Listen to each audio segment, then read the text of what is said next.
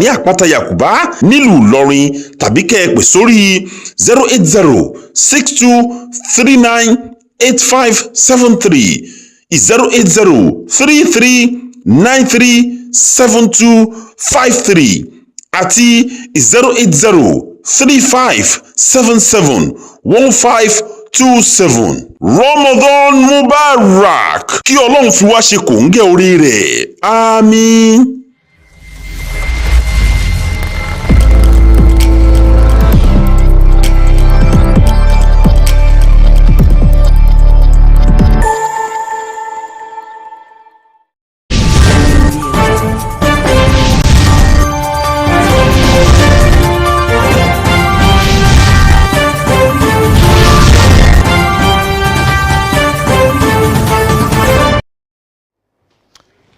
Good evening, thank you for joining us on News Now. We are broadcasting live from our television house saying Apata Yakuba, Ilorin. Many thanks for joining us.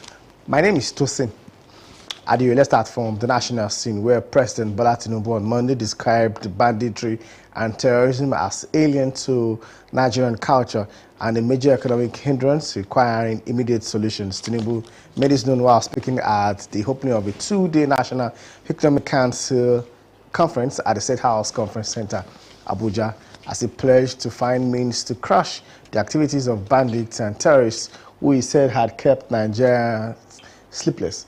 The president's remarks come against the backdrop of deadly bandit attacks across multiple states, particularly the February 3 massacre in Wuro and Nuku communities of Kayama local government area of Kwara State, where at least 162 residents were killed by suspected Islamic extremists.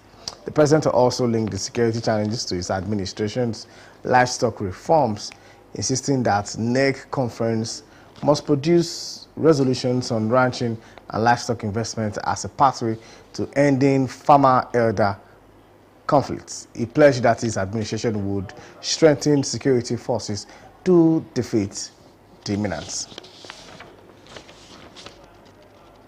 Meanwhile, in Kwara State, the Kwara State Governor, Abdurrahman Abdulrazak, on Monday summoned an emergency security council meeting at the Ahmadu Bello House in Ilorin to push security situations in the state and protect lives and property.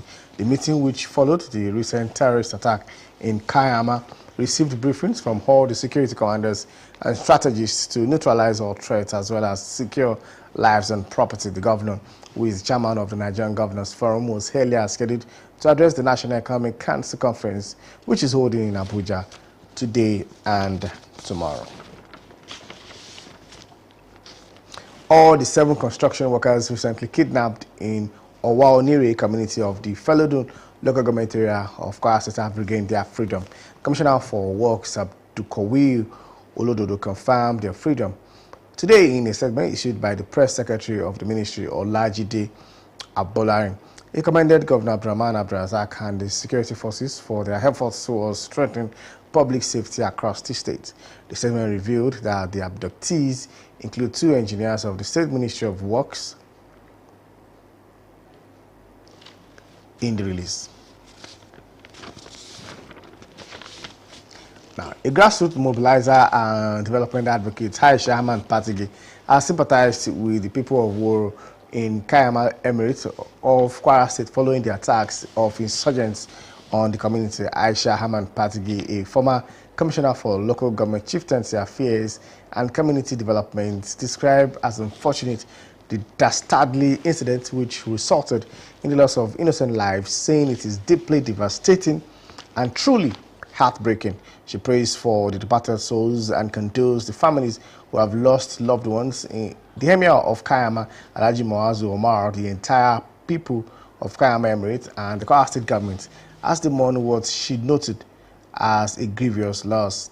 She urged relevant authorities to intensify efforts towards restoring lasting peace and ensuring the safety of communities across Kwara North and beyond, saying the killing of innocent citizens is not only disturbing but also underscores the urgent need for a renewed commitment to peace, security and protection of human life. The former commissioner reiterated her concerns over the loss, calling on government at all levels, as well as international communities and humanitarian NGOs to urgently provide relief materials and support to the affected communities. She urged relevant authorities to intensify efforts towards restoring lasting peace and ensuring the safety of communities across Kwara North and beyond. Now, protesters today stormed the entrance of the National Assembly complex in Abuja, demanding clarity on the mandatory electronic transmission of election results and controversy surrounding the ongoing Electoral Act amendment. The demonstrators vowed to confront lawmakers over a report that the Senate had rejected the clause requiring the mandatory electronic transmission of election results. The upper chamber, however, issued clarifications denying any complexity in its position, while the protesters insisted that the legislation explicitly include the phrase real-time electronic transmission. Reports indicated that a heavy security presence was deployed at the scene with personnel from the Nigerian police, the Nigerian army, and the Nigerian security and the civil defense corps maintaining law and order as the demonstration unfolded. Now on education, the Joint Admission and Matriculations Board, JAMB, has warned candidates against committing registration infractions or violating the attestation signed during registration. The board's registrar, Professor Isiakolede, gave the warning as the 2026 Unified Tertiary Matriculation Examination registration, which commenced on January 26, enters the third week. This is contained in a JAMB's weekly bulletin released on its website today. Olóyèdè emphasized the seriousness of registration offences while speaking with media executives penultimate week. He stated that registration infraction is a serious offence, noting that candidates may be barred from sitting the UTME for up to 3 years. He added that defaulters could also be handed over to the Economic and Financial Crimes Commission (EFCC) and the Independent Corrupt Practices and Other Related Offences Commission (ICPC) or the Nigerian Police for prosecution. Speaking at on the attestation signed by candidates during registration, the registrar said that the declaration requires candidates to provide true and accurate information in their applications and supporting documents. The registrar urged candidates to avoid providing fictitious information, warning that such actions could jeopardize the chances of gaining tertiary education. Let's go to Ondo, where the Ondo State Governor, Lucky Aiyedatiwa, has approved the appointment and confirmation of 32 officers as permanent secretaries in the state civil service in a move aimed at strengthening the administrative structure of government ministries and agencies. The approval was conveyed in a statement issued by the governor's chief press secretary, Ebenezer Adeniyi, today in Akure. The statement revealed that the appointees include Tayo Ogundare, Murayo Philip, Adeyemi Sule, Olufunsho Omoni, Olayewaju Abiodun, amongst others. Aiyedatiwa approved the confirmation of Olushola Sunday Ajayi as Tactician General and Charles Tunde Ojul Olakpe as Auditor General for local government, subject to clearance by the State House of Assembly. Lastly, beans is a common food in most Nigerian homes and used for a variety of meals such as moi moi and akara, amongst others. The price of commodity has started skyrocketing preparatory to the coming of Ramadan fast as well as Christian Lenten seasons. Our correspondent Latif Owolawa was at the Pata market and fired in this report. A beans seller, Mukaila Dalame, disclosed that a big bag that was sold between 60,000 naira and 65,000 naira is now 70,000 naira. He added that a paint rubber sold at 2,500 naira is now 3,000 naira. Before, 2 2 8. Some of the buyers, who include Mrs. Kudrat Yusuf and Janet Ishola, decried the incessant hike in prices of food items. The buyers attributed the hike in price of beans to the coming Ramadan fast and Lenten season. They condemned the exploitative tendencies of foodstuff dealers who they alleged indiscriminately jack up prices of foodstuff without any justifiable reason. At the time of filing in this report, a mudu of the commodity sold at 800 naira before is now 1,200 naira. Before now, or less. So by last week Sunday, àfi bá tún ṣe rí tí but not much. Kò pọ̀ púpọ̀ náà tó fi lé. But ó tún ti gara. Ike alágolo mẹ́jọ wọ́n ti sọ di 1,100 instead of 800. Yí funfun tiẹ̀ a máa rà ní 750 wọ́n ti sọ̀rọ̀ náà di 1,000 naira báyìí.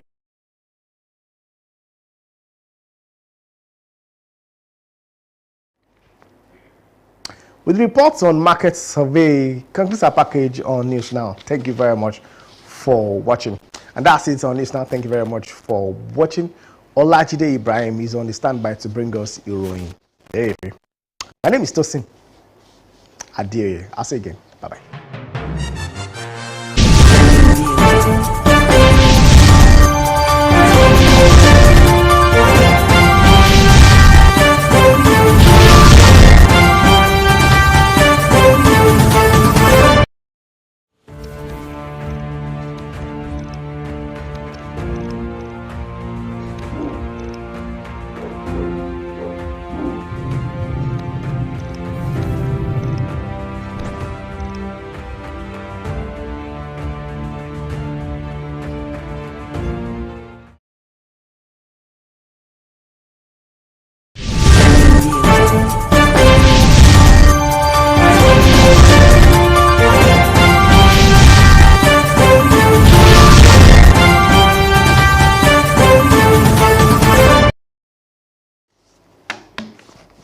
Ẹ kú ìrọ̀lẹ́ èyí ni ìròyìn lérèfé láti lè ṣe móhùnmáwòrán ìpínlẹ̀ Kwara tó kalẹ̀ sí àpáta Yakuba nílùú Ìlọrin. Ọlájídé Ibrahim ni oníròyìn yín. Gómìnà ìpínlẹ̀ Kwara Abdulrahman Abdulrazak ti pè ìpàdé pàjáwìrì ìgbìmọ̀ aláàbò ìpínlẹ̀ yìí lónìí ní ilé ìjọba tó wà nílùú Ìlọrin láti gbé agbára wọ ètò ààbò ní ìpínlẹ̀ yìí àti láti dáàbò bo ẹ̀mí àti dúkìá àwọn ènìyàn. Ìpàdé ọ̀hún ló tẹ̀lé ìwà ìgbésùnmọ̀mí èyí tí wọ́n ṣe àkọlù sí nílùú Kayama, èyí tí ó jẹ́ wípé wọ́n láti ṣe ìpàdé náà fún gbogbo àwọn ọ̀gá elétò ààbò kí wọ́n sì wá ọ̀nà tí wọ́n fi rí wípé gbogbo ìdúkùkù lájà wọ̀nyí ni wọ́n pinwọ́n rẹ̀ kí wọ́n lè dáàbò bo ẹ̀mí àti dúkìá ní ìpínlẹ̀ yìí. Gómìnà yìí ti ṣe gómìnà ìpínlẹ̀ Kwara, òun tún ní alága àgbájọpọ̀ gbogbo ìgbìmọ̀ gómìnà lórílẹ̀‐èdè yìí. Òun ni yóò sì tún bá gbogbo àwọn ènìyàn tí wọ́n wà ní ìpàdé àpapọ̀ lórí ètò ọrọ̀ ajé ilẹ̀ yìí sọ̀rọ̀ ní òní àti lọ́la nílùú Àbújá. Gbogbo àwọn òṣìṣẹ́ méjèèje tí wọ́n bá ilé iṣẹ́ tó ń ṣe ìtọ́jú ọ̀nà ṣiṣẹ́ èyí tí àwọn ajínigbé jí gbé lágbègbè ọwá onírè láìpẹ́ yìí ló ti rí ìtúsílẹ̀ gbà.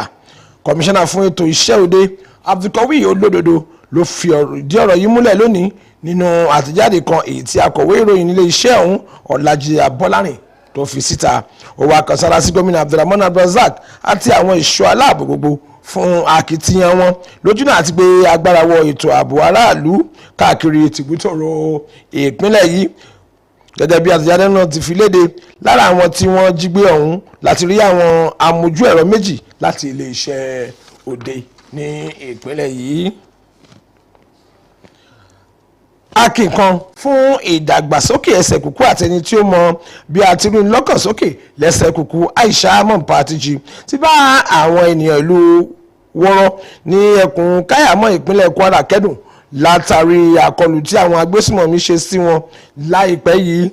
Aisha Mọ̀npátìjì tí ó ti fi ìgbà kan rí jẹ́ kọmíṣánná fún ọ̀rọ̀ ìjọba ìbílẹ̀ àti ọrọ̀ ajé ọ̀rọ̀ oyè tó fi mọ́ ìdàgbàsókè agbègbè ní ìpínlẹ̀ Kwara ṣe àpèjúwe ìṣẹ̀lẹ̀ ọ̀hún bí èyí tí ó burú jáì tí ó bá ní lọ́kàn jẹ́ nítorí bí ọ̀pọ̀ ẹ̀mí àti àwọn aláìṣẹ̀ ṣe ṣòfò. Ó dùnní jọjọ. Ó wá gbàdúrà fún ẹ̀mí àwọn tí ó di olóògbé náà tó sì bá ìdílé gbogbo tí ọ̀rọ̀ kàn kẹ́dùn, pàápàá àwọn tí ó sọ ẹni bí ọkàn wọn nù.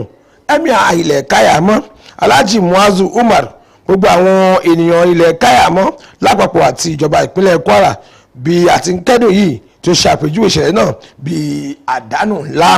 Ó wá rọ gbogbo àwọn aláṣẹ tọ́rọ̀ kàn láti pakun akitiyan wọn lójúnà àti mú kí àlàáfíà ó jọba kí ààbò tó péye ó sì wà láwọn agbègbè wa gbogbo ní ìpínlẹ̀ Kwara pàápàá ní apá àríwá tàbí ju ibẹ̀ lọ.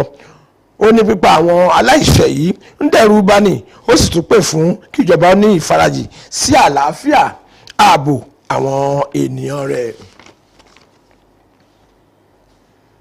Lórí ọ̀rọ̀ ètò ìdìbò àwọn olùwọ́de tí wọ́n fi ẹ̀hónú wọn hàn ló yabo àbáwọlé ilé ìgbìmọ̀ asòfin àpapọ̀ lónìí nílùú Àbújá tí wọ́n ń béèrè fún àlàyé tó gbòòrò lórí ọ̀rọ̀ bí àwọn ènìyàn yóò ṣe máa rí èsì ìdìbò wò lórí ẹ̀rọ ayélujára ní kété tí wọ́n bá ti kà á tán bí ó tilẹ̀ jẹ́ wípé ọ̀pọ̀ àríyànjiyàn ló ń wáyé lórí àtúngbéyẹ̀wò òfin ètò ìdìbò ilẹ̀ yìí.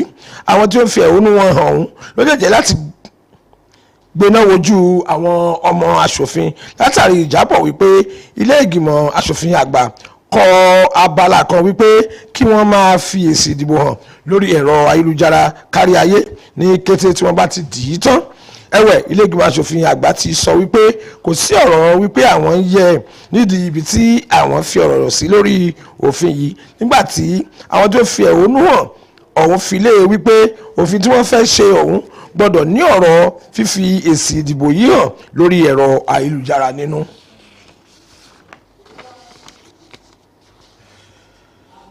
Àjọ tí ó ń rí sí ètò ìgbaniwọlé sí àwọn ilé ẹ̀kọ́ gíga nílẹ̀ yìí ti ṣe kìlọ̀kìlọ̀ fún àwọn akẹ́kọ̀ọ́ tí wọ́n fẹ́ ṣe ìdánwò jambu lọ́dún yìí pé wọ́n kò gbọ́dọ̀ ṣe àṣìṣe nídìí fífi orúkọ wọn sílẹ̀ tàbí tí wọ́n tà sí àgẹ̀rẹ̀ sí àwọn ibi tí wọ́n ti buwọ́lù lásìkò tí wọ́n ṣe ìforúkọsílẹ̀ wọn.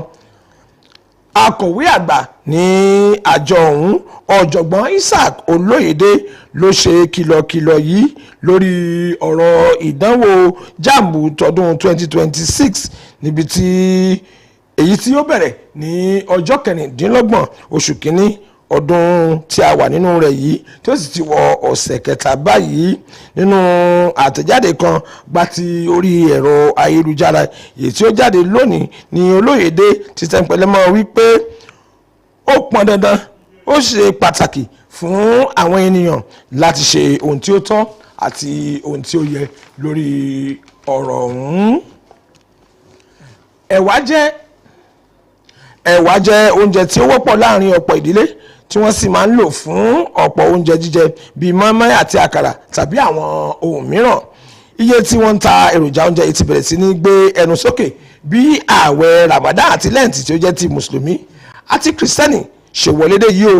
Aṣojúkọ̀ ìròyìn iléeṣẹ́ wa yìí Abdulateef Owólẹ́wà wà nínú ọjà ìpàtà tí ó sì mú àbọ̀ wá wípé òǹtajà ẹ̀wà kan Mukaila Danlami sọ wípé àpò ẹ̀wà tí ó bá tóbi tí wọ́n ń tà ní ẹgbẹ̀rún lọ́nà 60 náírà tẹ́lẹ̀ àti ẹgbẹ̀rún lọ́nà 95 ló ti di ẹgbẹ̀rún lọ́nà 50 náírà báyìí.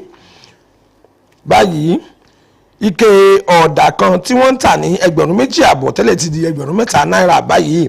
Díẹ̀ nínú àwọn òǹrajà bíi arábìnrin Kudirat àti arábìnrin Janet Ṣọlá ló bá ikọ̀ ìròyìn iléeṣẹ́ wa yìí sọ̀rọ̀ ni wọ́n kọ́ni lórí bí owó ẹ̀wà ṣe ń gòkè sí nígbà gbogbo àti àwọn oúnjẹ mìíràn. Wọ́n sọ wípé ààwẹ̀ Ramadan àti lẹ́ǹtì tí ó ń bọ̀ yìí ló jẹ́ kí owó gegege ó gun àwọn oúnjẹ wọ̀nyí. Wọ́n bu ẹnu àtẹ́lù bí àwọn òǹtajà ṣe ń rẹ́ àwọn ènìyàn jẹ nípa gbígbé owó lé àwọn oúnjẹ lọ́jà láì ní ìdí kan pàtó.